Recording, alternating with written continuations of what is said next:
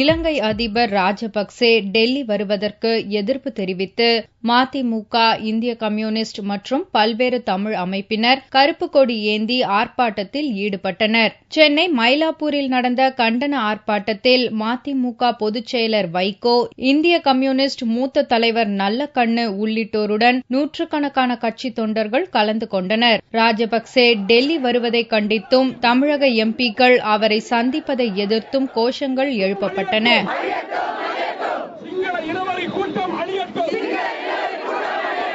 கருப்பு சட்டை அணிந்து வந்திருந்த தமிழ் ஆர்வலர்கள் ராஜபக்சேவின் உருவ பொம்மையை எரித்து தங்களது எதிர்ப்பை வெளிப்படுத்தினர். இந்த போராட்டத்தில் பங்கேற்ற மதிமுக பொதுச் செயலர் வைகோ, இலங்கையில் தமிழர்களை கொன்று குவித்த ராஜபக்சே ஒரு போர் குற்றவாளி என்று ஆவேசப்பட்டார். அந்த கொடியவன் ராஜபக்சே தமிழர்களின் ரத்தம் தோய்ந்த கரங்களோடு வருகிறான்.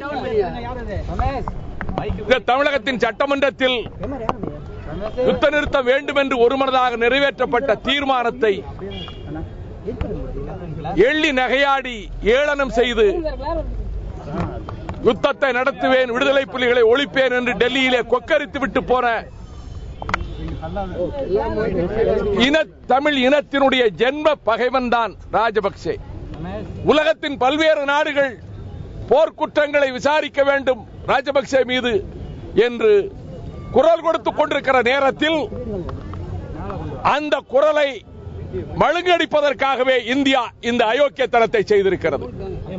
இந்த நிலையில் இந்திய அரசு என்ன, நாங்களும் சேர்ந்தே வரவேற்கிறோம் என்று காட்டுவதற்காகவே கலைஞர் கருணாநிதி தமிழக நாடாளுமன்ற உறுப்பினர்கள் சென்று கோரிக்கை மனு கொடுக்க போவதாக அறிவித்திருக்கிறார். சர்வதேச போர் குற்றவாளியாக உள்ள ராஜபக்சே இந்தியா வருவதற்கு அனுமதி அளிப்பதும் குற்றம் என்று ஆர்ப்பாட்டக்காரர்கள் வலியுறுத்தினர்.